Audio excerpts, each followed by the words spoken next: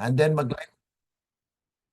we will be going live right now so that our brothers and sisters can also follow in our Facebook group. Okay, so this is the prophetic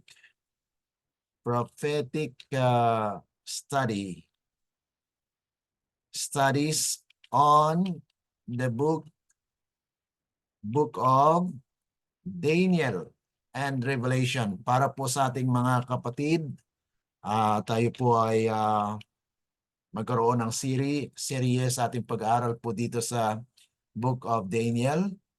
At nais po ng Panginoon na tayo po ay matuto sa mga bagay spiritual. Ano po? Okay.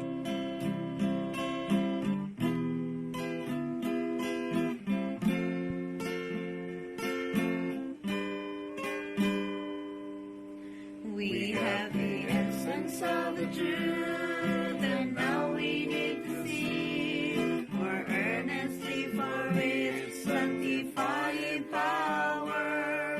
Everyone is beset by the walls of Satan, and we should press together to receive its power.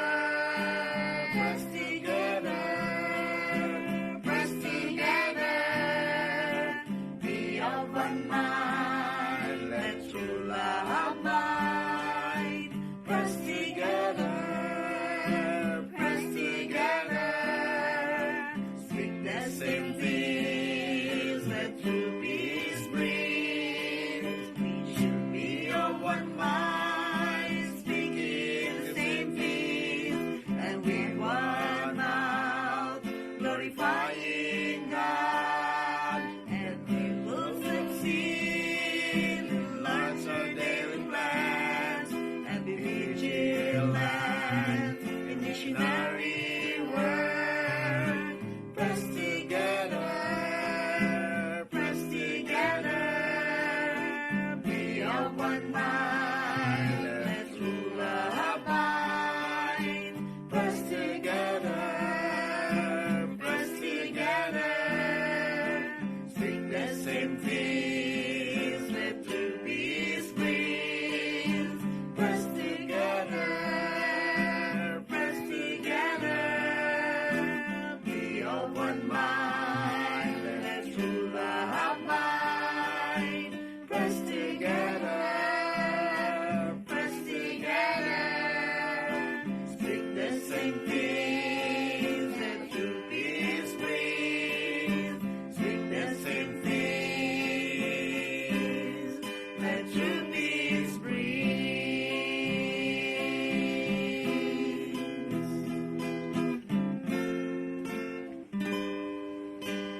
So we can speak together as one mind.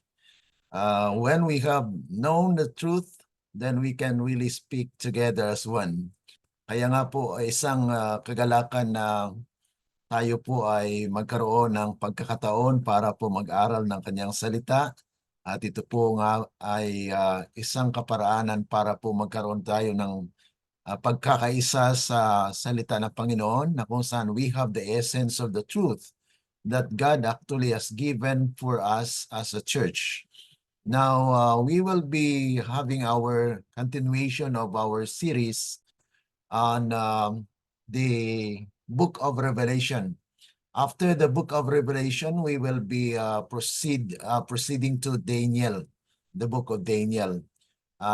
Last week, we have studied about the great joy in heaven, or there will be marriage supper of the Lamb. Yun po yung napag-aralan natin, chapter 19.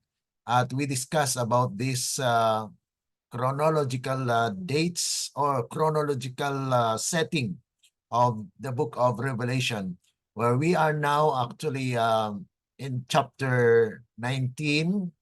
Last week, we have discussed about chapter 19, and today we will be discussing about chapter 20.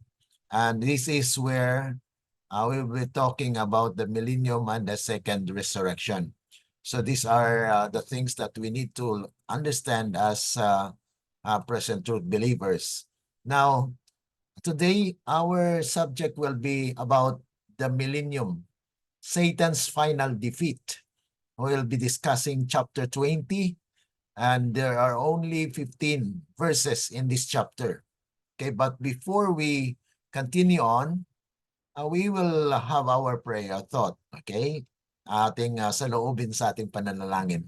Sabi po rito sa Review and Herald, January 7, 1902, paragraph 16, it says, "The gospel will not sustain a final defeat. It will triumph. But for years, it has been evident that selfishness under the form of godliness has been entering the church.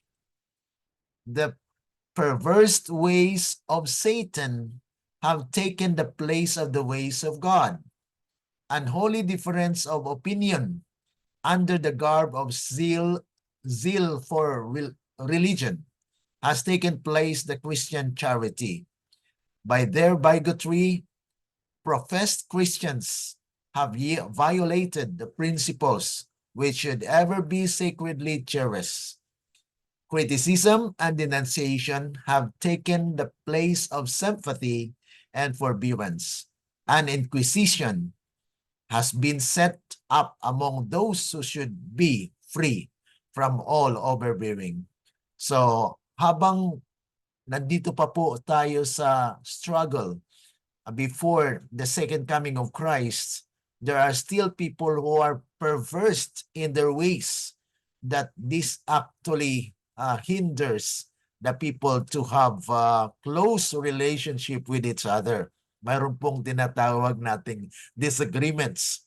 At ito nga po ang nangyayari na kung saan ay hindi rin po magkaroon ng final na pagkatalo ang bayan ng Diyos, kundi magkaroon po ng triumph. There will be a triumph that will happen to the church where God wants that His people will be triumphant. That's why there is ongoing preparation for that time where God is sealing His people right now. When the 144,000 will be sealed, then the church will become triumphant. Because at the moment, in our church today, there are two groups of people that are exerting the opposite directions. Okay, the right and the left. Those who are right and wrong are actually now in our midst, and God will select the servants of God at the 11th hour. So we will continue on with our study. We will be studying chapter 20. But before that, we will ask the Lord for guidance through the power of the Holy Spirit. Let's pray. Our dear and kind loving Father, at this moment, oh God, we come before your presence. We ask that may your Holy Spirit will guide us into all truth. We know, oh God, that we have limitations in our understanding, but through your Holy Spirit, oh God, we may understand and appreciate the plan of salvation and also the prophecy that is fulfilling in our midst. Thank you so much, oh God, for this privilege where we will be studying your words in the book of Revelation.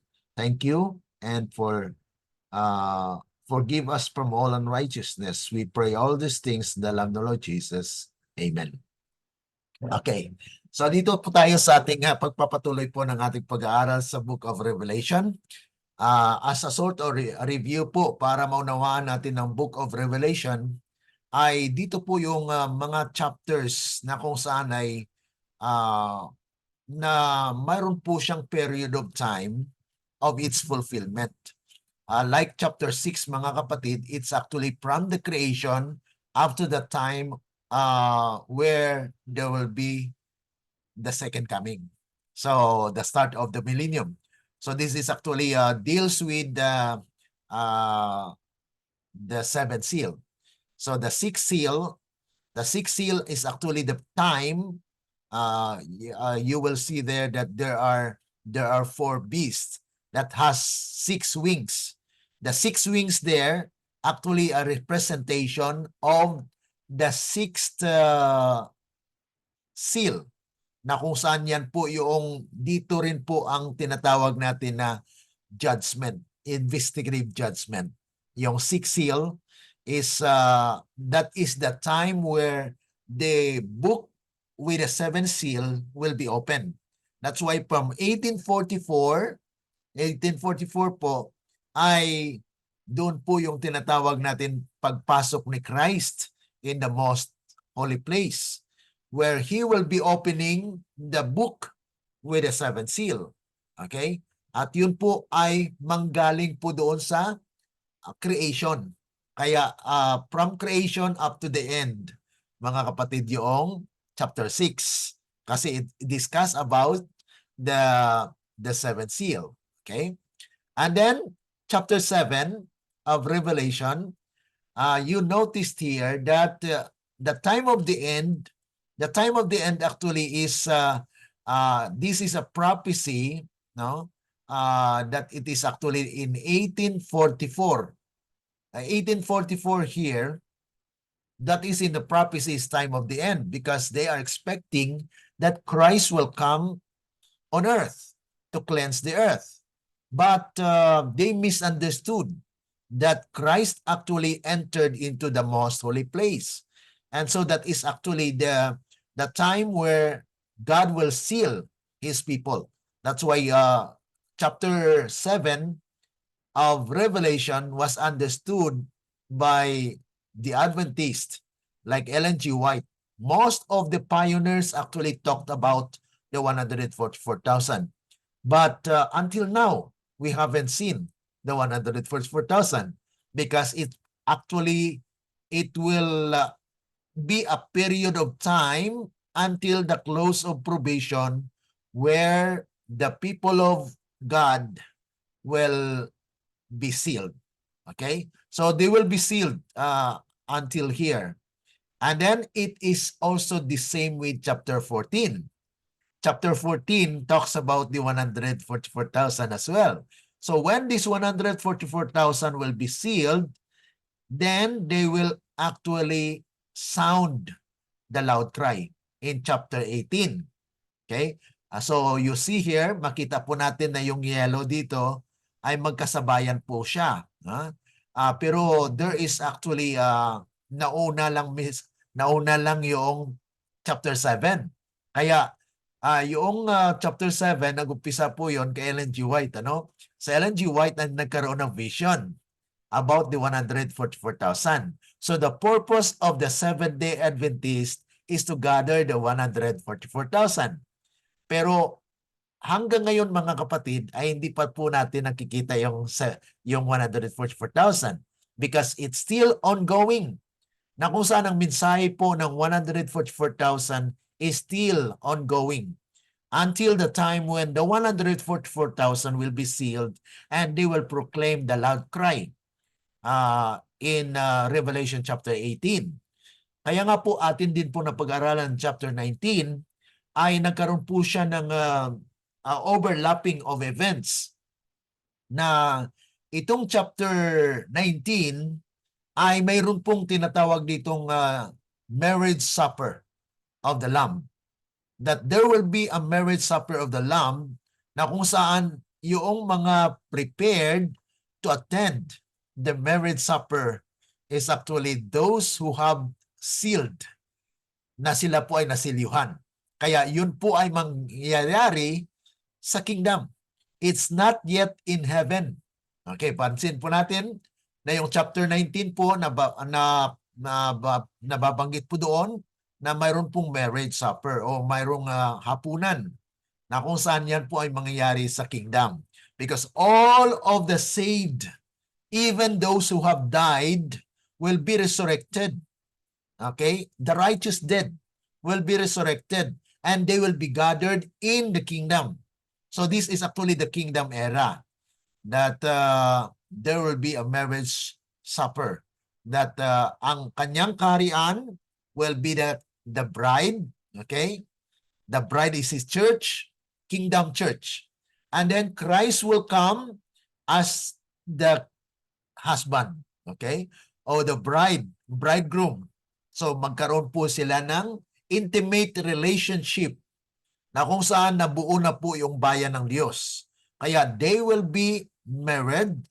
That's why after ng hapunan na yan, ay mayroon pong kaganapan dito, magkasabayan po yung tinatawag nating 7 last plagues. Yung 7 last plagues, ito po yung chapter 16, 15 and 16. Yan po ay magkasabayan. And there are overlapping of events that happens here. Pero mga kapatid, itong chapter 19 ay ito po yung the kingdom that Christ has close relationship with His people. Because there is already righteousness or glorious church. That's why in chapter 18, dito pa lang po sa chapter 18, the earth will be lightened with God's glory. Kaya kung the earth will be lightened with God's glory, so therefore the great multitude had been gathered. Okay? So the gathering of the great multitude, kaya nga po magkaroon ng marriage supper. Dahil darating po si Kristo para kunin yung kanyang bayan, sandalhin. Magkaroon po ng honeymoon. Yung honeymoon, yan po yung vacation 1,000 years. Yun po yung plano ng Panginoon. Kaya dito sa Revelation, it was revealed that in chapter 20, this is the time when the people of God are in heaven. Okay? So yan po yung para maunawaan po natin yung mga chapters dito na kung saan ay kung pansinin din natin dito yung chapter 10 po.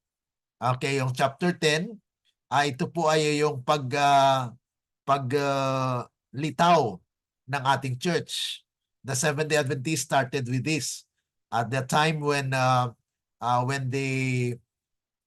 the cleansing of the sanctuary has been proclaimed. So nagkaroon ng great disappointment at nabasa po nila yung chapter 10 verse 11 na yun po ay patungkol sa Seventh-day Adventist na magkaroon po ng Iglesia Adventista del Séptimo Día. And it was actually an event that the church had been established. So yan po yung mga kapatid. At saka yung chapter 11 talks about this history or tawag nito yung kasaysayan na kung saan ay there are things that happen na kung saan ay these are the events that happens throughout the time from the cross up to the time of the end. So, yan po ang na-discuss natin sa chapter 11. You can actually review the YouTube channel that we have, and it has been discussed there. Okay, now tutungo po tayo sa chapter 20, ano? Okay. Ito po ay chapter 20 verses 1 to 6. Let's study this one. And I saw an angel come down from heaven, having the key of the bottomless pit and a great chain in his hand. And he laid hold on the dragon and that old serpent, which is the devil and Satan, and bound him 1,000 years. So this is a description of what will happen during the time when Christ will come. He will be the one to open the bottomless pit. The bottomless pit, mga kapatid, ito po yung sanglibutan. That we are bound and under the dominion of Satan here on earth. But at this point of time, sa panahong ito, mga kapatid, iba na po yung pangyayari. Because God will bring His people up and Satan will be imprisoned here on earth. Kaya nga po mayroon pong sinasabi ditong great chain in his hand. That is actually not literally, but it is just a symbol of what will happen to Satan on earth. When Christ will come in the second coming, the righteous will be caught up to heaven. Hindi po natin ginagamit yung taken. Okay? Taken, why? Because in Luke chapter 17, mayroon pong sinabi doon that the one will be taken and the other will be left. That is different. It is not rapture. Okay? Ang atin pong pinag-aralan dito, that Christ will get or will take his people. Okay? They will meet in the clouds of heaven. So this is where the second coming of Christ will be fulfilled. Na kung saan ay yun na nga po yung tanikala, the chain that will actually imprison Satan here on earth. Dahil wala na siyang itempa dahil ang mga righteous nasa langit. Okay? They had been caught up to heaven, but the wicked during that time will die. So all the wicked at that time will die. Only Satan will be alone. He will be lonely in this desolated land of the earth because there will be imprisonment for him for 1,000 years. Wala po siyang tuksuhin. Okay? So, he will be laid hold, sabi po rito, he laid hold of the dragon, that old serpent which is the devil and Satan, and bound him 1,000 years. So yan po mga mangyari mga kapatid, ano? So he will be bound here on earth 1,000 years. And cast him into the bottomless pit, and shut him up, and set a seal upon him, that he should deceive the nations no more. Kaya yun po yung circumstansya na kanyang kaharapin. Na si Satan will be bound on earth, wala po siyang tuksuin. Kaya siya lang po paikot-ikot dito sa lupa na desolated. Wala po siyang tuksuin. Kaya yun po yung description po dito. That he was bound on earth na walang kasama. Kaya he will be imprisoned here. And then sabi po rito, wala na siyang tuksuin ng mga nasyon because people have died. Namatay po sila nung pagdating po ng Panginoon. All those people who are wicked cannot gaze the second coming of Christ because it was so glorious. Remember that when Jesus Christ was resurrected, what happened to the guard in the tomb? They were dead. Only one angel, they were dead. So these are actually the event that when Christ will come, not only one angel that will be shown in the clouds of heaven, thousands of angels will be with Jesus Christ. So all those wicked on earth will be dead. They will die because of that glory that they cannot gaze the Son of Man, the Son of God. So it says here that till the 1,000 years should be fulfilled, and after that he must be loose a little season. So pagkatapos po ng 1,000 years, ay mayroon pong tinatawag na pagkan sa kanya. He will be free. So, ang tali ng circumstansya ay mawala. Ibig sabihin, mayroon na siyang tuksuin. Dahil pagdating ng panahon na yan, God will resurrect the wicked. This is the second resurrection. Kaya dito sa chapter 20 ay mababasa po natin, okay, na kung saan ay magkaroon po ng pagkabuhay muli. Ang pagkabuhay muli, mga kapatid, ay ito po yung second resurrection. Okay, basahin natin ng verse 4. And I saw thrones, and they sat upon them, and judgment was given unto them. And I saw the souls of them that were beheaded for the witness of Jesus, and for the word of God, and which had not worshipped the beast, neither his image, neither had received his mark upon their foreheads, on their hands, and they lived and reigned with Christ 1,000 years. So these are the people that had been preserved and see Jesus face to face. So sa pagdating po ni Kristo, hindi po sila mamatay. So they will actually see Jesus face to face. Those who have died, the martyrs, will be resurrected. Okay? Because they will be brought to heaven. Magkaroon po sila ng vacation because the judgment had been executed. Mayroon na pong tinatawag na verdict. Ang verdict po ay pronouncement that they are able and they are actually candidates, na kung saan ay nandun na po yung declaration na graduate ka na. Okay. So ibig sabihin, your name had been found in the book of life, that you are worthy of eternal life.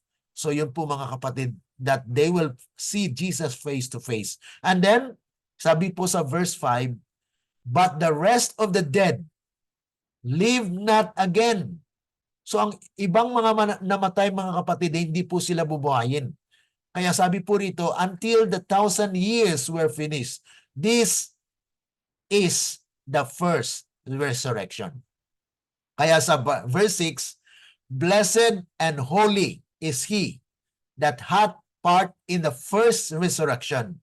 On such the second death hath no power. But they shall be priests of God and of Christ, and shall reign with him 1,000 years.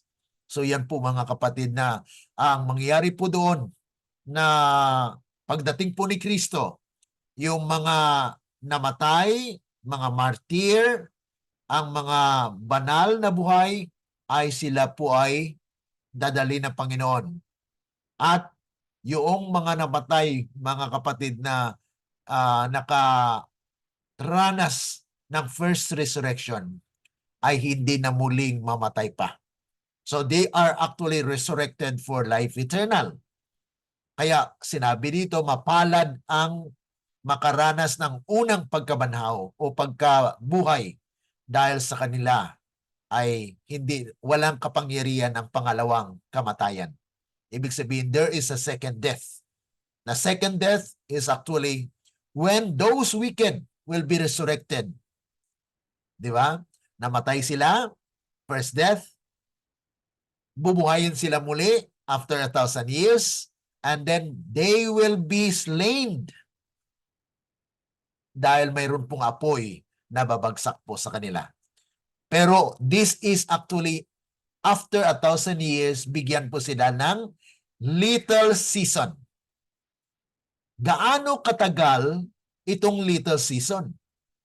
Okay? Atin po yung matunghayan, mababasa po sa ating patuloy na pag-aaral. Okay, punta po tayo sa verse 7. And when the 1,000 years are expired, Satan shall be loosed out of his prison. Siya po ay bibitawan na.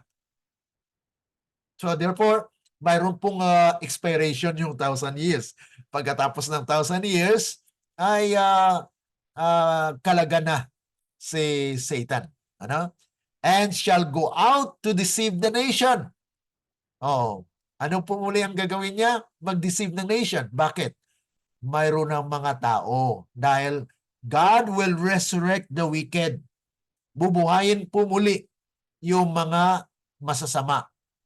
Okay? And then, ano po ang kanilang gagawin? Yan po ba ay instant na pangyayari? Ilang taon po ba yan na silang maghahanda para po sa paglusob sa bagong Jerusalem? Okay? And shall go out to deceive the nations which are in the 4 quarters of the earth. Gog and Magog. Gog ang Magog, mga kapatid, ay these are the places na kung saan ay this is Asia Minor, kasama po yung yun po ay malawak na mga lupain na kung saan ay yan po yung mga places na nabanggit po dito sa panahon after 1,000 years. To gather them together to battle. So there will be a battle after 1,000 years. The number of whom is as the sand of the sea. Ang dami nila. Dahil yung, imagine yung mga namatay sa mga gera, yung mga kapitan, mga major, mga General Beltier, sila, si Hitler, bubuhayin lahat yun. Kasama po si Kwan doon, yung unang killer. Sino po ba ang unang killer? Di po ba si Cain? So yan po ay lahat po yun. Bubuhayin sila lahat. So napakarami po niyan. So anong gagawin nila? Maghanda po sila. Okay? And they went up on the breadth of the earth and compassed the camp of the saints about and the beloved city. And fire came down from God out of heaven and devoured them. And the devil that deceived them was cast into the lake of fire and brimstone, where the beast and the false prophet are, and shall be tormented day and night forever and ever. So yan po yung mangyayari sa kanila. Ano pong ibig sabihin ng forever na ito? Ito po ba ay talagang wala ng tigil? Hanggat may tutupukin, mga kapatid. Yan po ang forever. They will forever gone. Mawawala sila. So this is the extinction, pagwala nitong mga nalinisan talaga yung lupa, mga kapatid. Verse 11, and I saw a great white throne. Ito na po yung judgment before the great white throne. And him that sat on it. Ang ibig sabihin nitong judgment na binanggit dito, mga kapatid, ay ito na po yung part ng judgment na verdict. Ang declaration. Ibig sabihin, hatol. Okay? Na kung saan ang investigation nangyayari during the 1,000 years. Dahil yung mag-judge po doon ay 144,000, they will judge the wicked. So may dalawang judgment po na binabanggit. Judgment for the saints or in the book of life. Okay? Yan po ang before second coming. So the righteous will be declared righteous. Pero yung judgment for the wicked, yan po ay during 1,000 years. Nausisain po. Tingnan yung kanilang pangalan. And then, kung ilang araw sila matutupok. Ibig sabihin, mga kapatid, ay mayroon pong sentensya, verdict. Pero ang pinakamatagal na matutupok po sa apoy ay si Satan. Okay? Yan po yung kaya binabanggit po dito na he will be forever gone dahil tutupukin po siya ng apoy. Okay? And then, sabi pa po rito, and I saw the dead. Okay? And I saw a great white throne and him that sat on it, from whose face the earth and the heaven fled away. And there was found no place for them. And I saw the dead, small and great, stand before God. And the books were opened, and another book was opened, which is the book of life, and the dead were judged out of those things which were written in the books according to their works. And the sea gave up the dead which were in it, and the death and hell delivered up the dead which were in them, and they were judged every man according to their works. The death and hell were cast into the lake of fire. This is the second death. And whosoever was not found in the book of life was cast into the lake of fire. So ito lang po yung mga description actually na kung saan ay magkaroon po muna ng process na usisain ng kanilang pangalan, na kung saan ay nandoon po yung tinatawag judgment, yung confirmation, the confirmation that they are not written in the book of life, that they will be executed. Kaya ang Panginoon, mga kapatid, ay talagang order, mayroon po siyang paraan kung paano po na mahatulan ang tao. Sabi po dito sa Inspiration, Story of Redemption, page 415, paragraph 1, my attention was again directed to the earth. The wicked had been destroyed, and in their dead bodies were lying on its surface. Dahil pagdating po ng Panginoon ay talagang lahat ng mga patay na yon ay talagang mangalat lang sa lupa at walang maglilibing sa kanila. And their dead bodies were lying on its surface. The wrath of God in the 7 last plagues. Ito po yung mga description ayon sa Inspiration, ano? Na kung saan doon pa lang sa 7 last plagues, mga kapatid, ay mangyari na marami ng mamamatay. Pero mayroon po talaga na huling mamatay at mamatay po sila sa kaluwalhatian ng Panginoon. The wrath of God in the 7 last plagues had been visited upon the inhabitants of the earth, causing them to know na talagang parang gusto nilang kagatin yung kanilang siko sa pagsisi, no? Gnaw their tongues from pain and to curse God. The false shepherds had been the signal objects of Jehovah's wrath. Their eyes had consumed away in their holes. Talagang grabe yung pagkasunog nila, mga kapatid, ano? And their tongues in their mouths, while they stood upon their feet, after the saints had been delivered by the voice of God, the wicked multitude turned their rage upon one another. The earth seems to be deluged with blood, and dead bodies were from one end of it to the other. So this is the description where there are a lot of dead during that time, mga kapatid, before na second coming pa yan ni Kristo. Dahil magkaroon pa po ng 7 last plagues. Yung 7 last plagues, mga kapatid, ay ihuhulog yan pagkatapos ng loud cry. No? Magkaroon po ng loud cry, panawagan ng 144,000. At itong 144,000 will swell into 200 million. Okay, 200 million na describe po dyan sa ating napag-aralan sa Revelation chapter 9, na kung saan ay mayroon pong verse 16 ng Revelation 9 ay may bilang po dyan na 200 million, that they are actually the one that will finish the work, na will gather the great multitude, na kung saan ay talagang matatapos po yung gawain.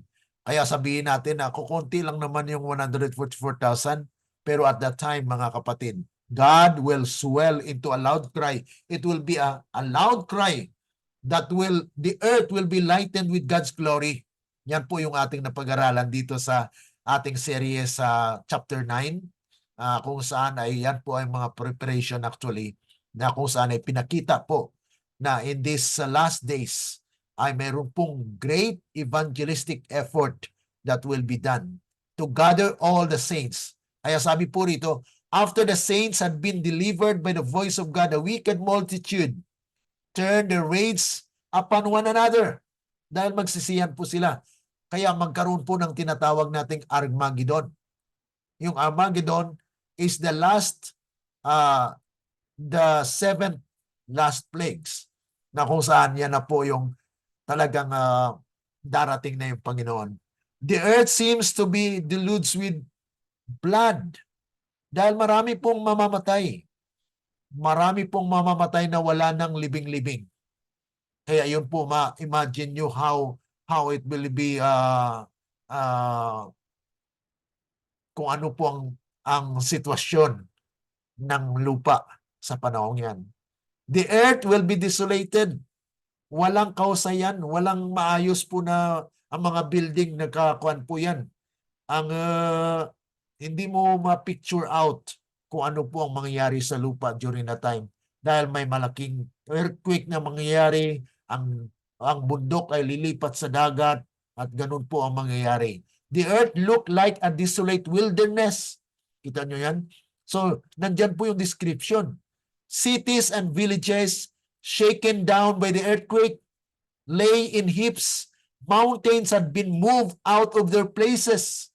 living large caverns, rugged rocks thrown out by the sea, or the turn out of the earth itself, were scattered all over its surface. Large trees had been uprooted and were thrown over the land. Kita niyo mga kapatid ang description na talagang walang kahusayan. These are all desolated. Nagkawatak-watak lahat, mga kapatid. Here is to be the home of Satan. So pinapakita lamang kung anong tahanan ni Satan during the time of 1,000 years. And with his evil angels for 1,000 years. Here he will be confined to wander up and down over the broken surface of the earth and see the effects of his rebellion against God's law. For 1,000 years, he can enjoy the fruit of the curse which he has caused. So yan po yung resulta ng kanyang pagkakamali. Dahil nagrebelde po siya laban sa Diyos, kaya nga po maranasan niya na magtiis po siya na kung saan ay wala pong natitirang maganda sa lupa because it will be desolated. Okay? And then, Satan's imprisonment on earth. Ito po yung description ng Spirit of Prophecy. Kung paano po nilalarawan yung imprisonment ni Satan. Limited alone to the earth, he will not have the privilege of ranging to other planets. Hindi siya makalipad o makapunta pa sa ibang planeta. Pero yung mga righteous, yun, nagpapasyal-pasyal na doon. They are now visiting planets after planets, mga kapatid. And to tempt and annoy those who have not fallen. So wala na siyang linlangin pa. Kasi dati mayroon siyang access sa ibang planeta. Pero the time na hinulog po siya dito sa lupa, at this time ay wala po siyang access. Hindi po siya makapunta sa ibang planeta para mag-deceive sa mga taong nandoon. Kasi ang mga taong nandoon ay hindi po nagkasala. Okay? During this time, Satan suffers extremely. Since his fall, his evil traits had been in constant exercise.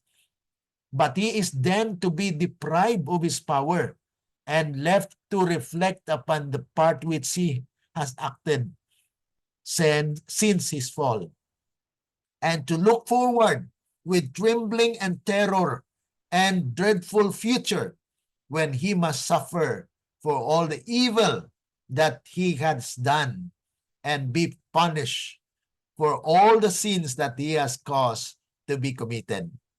So yun po mga kapatid ang description dito, na dahil po siya ang origin of sin, then he will suffer a lot in this part of na fulfillment po ng prophecy. I heard shouts of triumph from the angels and from the redeemed saints, which sounded like the thousands musical instruments, because they were to be no more annoyed and tempted by Satan. They are already free. And because the inhabitants of the other worlds were delivered from his presence and his temptations. So wala ring access sa ibang mga planeta. So they are also free from condemnation or from the temptation of Satan. So dito po ay maisalarawan kung paano po ang miserableng buhay ni Satan dito sa lupa. And at the same time, during the 1,000 years, as I have said, there will be judgment of the wicked. Then I saw thrones, and Jesus and the redeemed saints sat upon them, and the saints reign as kings and priests unto God. Christ, in union with his with people, judged the wicked dead, comparing their acts with the statute book, the word of God. So mayroon pong pag-uusisa din, confirmation na nakasulat po ang kanilang mga ginawa. Kung tama po ba ang ginawa ito po yung kanila, ilang araw po ba siya magtiis sa kanyang verdict sa sentensya niya. So yun po yung ay talagang pag-usapan po doon sa judgment na ito. Na kung saan ay mangyari po na God will actually have a just verdict, ang sentensya po sa mga nagkamali o nagkasala. Then they mete out to the wicked the portion which they must suffer according to their works. So they will suffer, mga kapatid, talagang magtiis sila base doon sa kanilang ginawa na masama. Kung buong buhay nila ay naging masama sila, ay di yun din ang katagal ng kanyang pagtupok sa kanya or pag-punish siya sa kanya, mga kapatid. So this is actually where the judgment of the Lord is just, that it will be dependent on how you have behaved yourself while you are living. Kaya sabi rito, and it was written against their names in the book of death. Satan also and his angels were judged by Jesus and the saints. Satan's punishment was to be far greater than that of those whom he had deceived. His suffering would so far exceed theirs as to bear no comparison with it.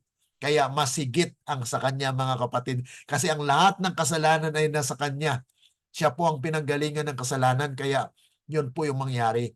After all those whom he had deceived had perished, Satan was still to live and suffer on much longer.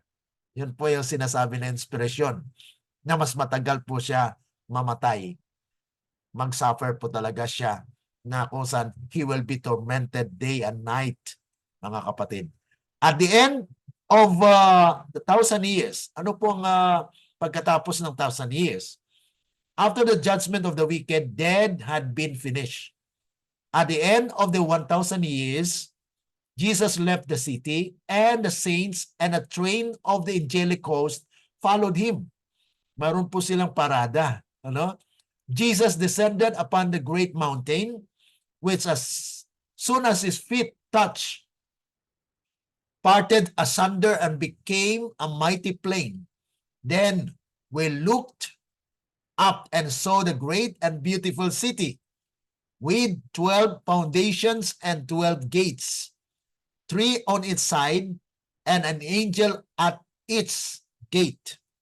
We cried out, the city, the great city, it is coming down from God out of heaven, and it came down in all its splendor and dazzling glory, and settled in the mighty plain which Jesus had prepared for it.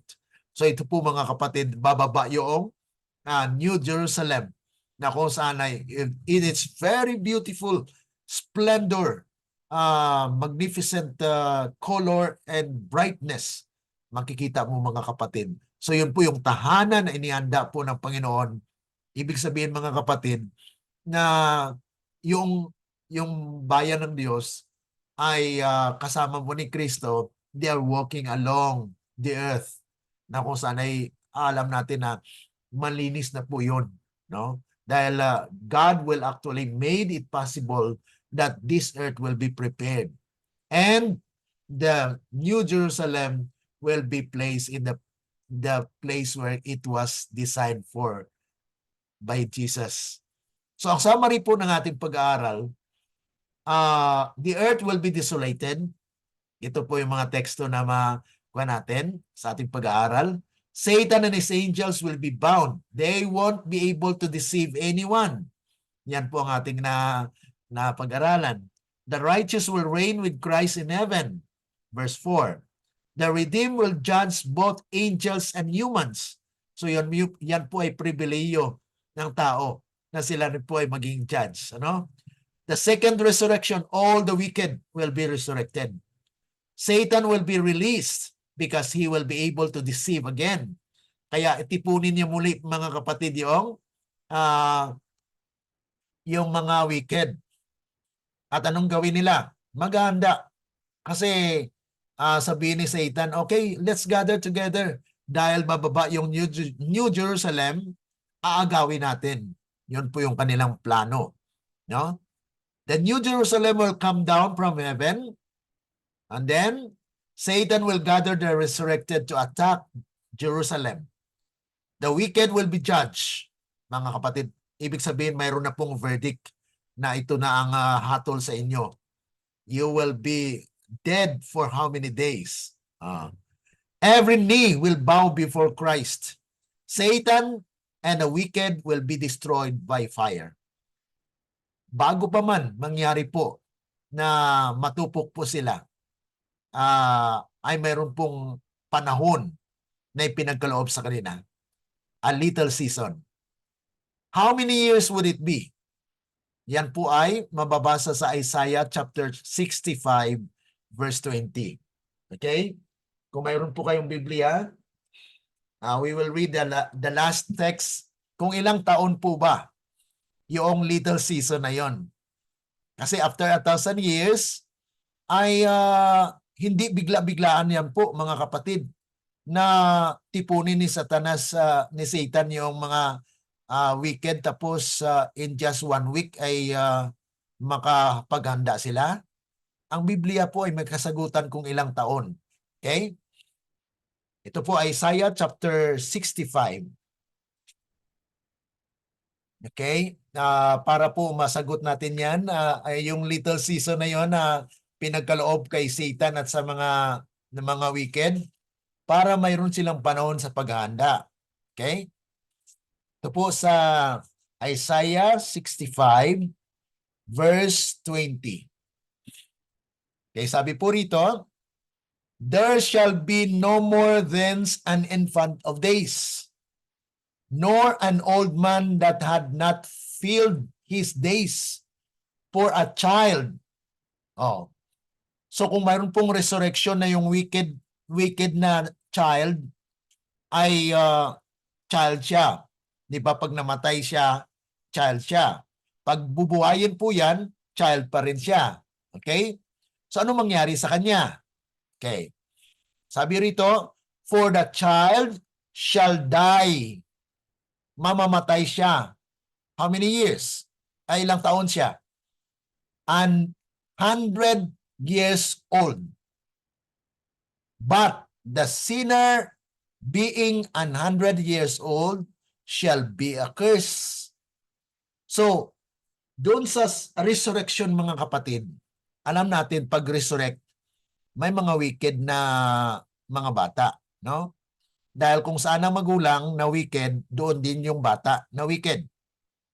Kaya, pag magkaroon po ng resurrection, ay ano mangyari? They will live for 100 years. Yung little season na yun mga kapatid is 100 years.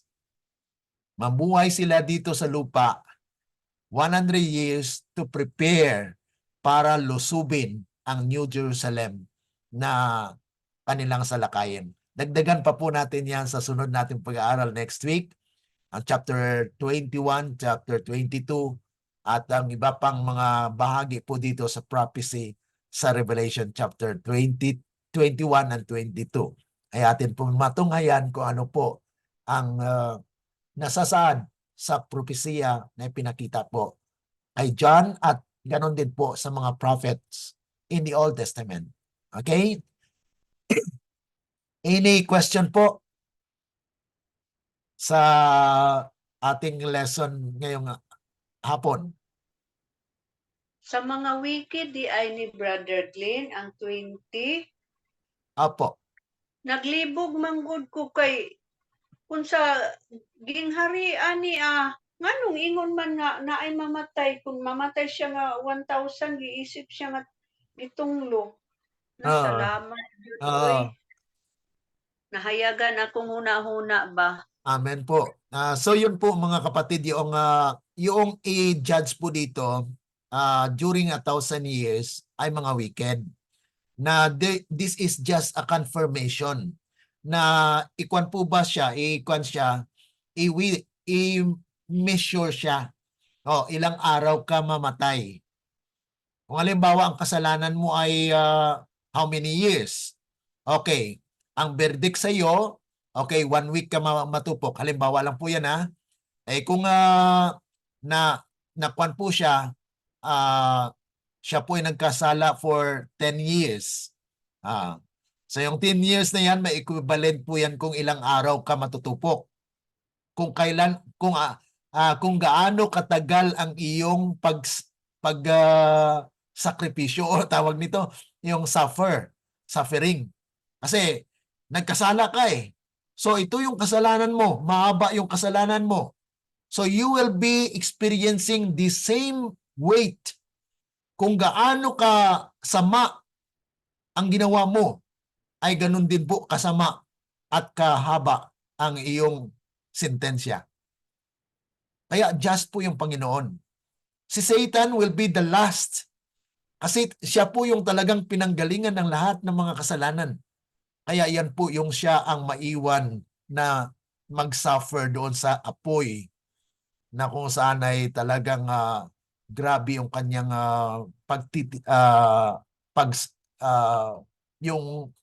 yung kanyang pain na kanyang maranasan during that time. Okay? So yung judgment po dito sa chapter 20 ay hindi po yan para doon sa mga banal kasi tapos na po yung judgment. Meron na pong investigation, di po ba? Investigation for the dead ay nag-umpisa 1844. At ang for the living, nag-start po 1930. Okay?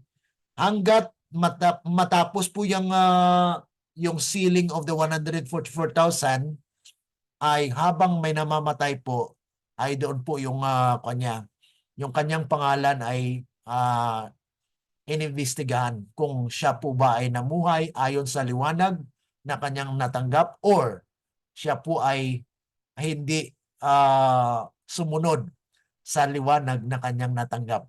Kaya bagamat nasulat ang pangalan mo sa aklat ng iglesia, hindi po lahat ng nasusulat sa iglesia ay nakasulat din doon sa langit na ang iyong record ay talagang kunin po yan, tanggalin po yan.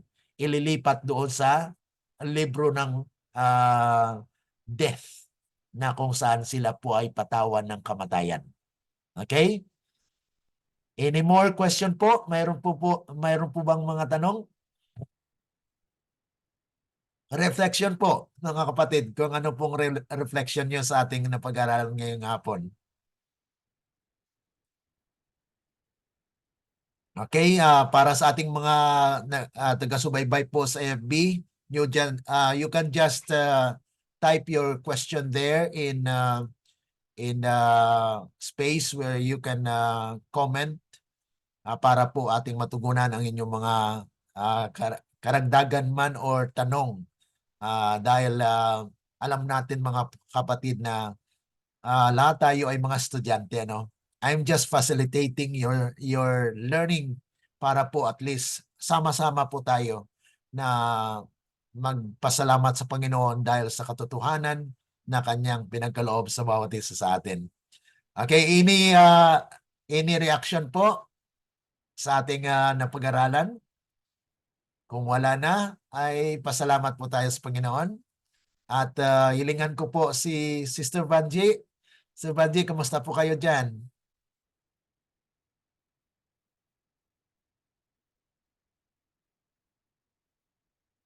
Okay, medyo may ginagawa siguro Sister Vanji. Or Sister Mary Ann, pwede po kayo mag-offer ng panalangin in Cebuano para pagtapos po natin? Ako, brother? Opo. Sige. Okay. Manuhod ka. Panalangin po tayo. Labing balaan o gamhanan nga Dios, amahan nga makakagahom sa tanan. Dalaygon ka o Dios sa walay katapusan. Amahan, daghan kayong salamat sa imong paghatag kanamo niini nga mga mensahe, sa imong paghatag og higayon nga makahibalo kami niini. Salamat usab nga ikaw nagahatag og kaalam ngadto ni Brother Glenn og kining kaalam iya usab nagipahat sa amoa. Amahan, Dako kay akong kalipay nga nakahibalo ko Amen. niini nga mensahe. Hinaot amahan, masa kanunay, magauban ka kanamo, magapanalangin ka kanamo, hinaot ang imong balang espiritu magapuyo kanamo aron kami makahimo sa pagkinabuhi nga uyon sa imong kabubuton. Yes, Lord. Naabay kami gikaluwasan amahan. Hinaot nga imo kaming tabangan nga magmadaugon ining among pakigsangka sa kaaway. Salamat sa mga mensahe nga among nadawat, hinaot na sa kanunay ikaw panalangin niini. Amo kining lauman nga among madawat ang tubag sa among mga paghangyo kanimo tungod lamang sa ngalan ni Jesus. Amen. Amen. Amen. Okay, thank you so much. God bless po sa lahat. Sister Tisay, kamusta kayo dyan? Regards na lang sa pamilyang dyan. Thank you. Okay. Mabuti naman ay nakapalo po kayo sa list natin. Umuulan dito. Ay, umuulan dyan? Oh, ganun ba? Ganun din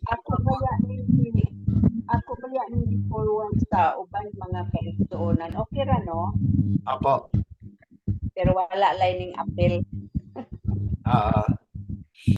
Okay. So, Sige. okay, God bless you all. Yes, bye-bye. Okay. Bye po.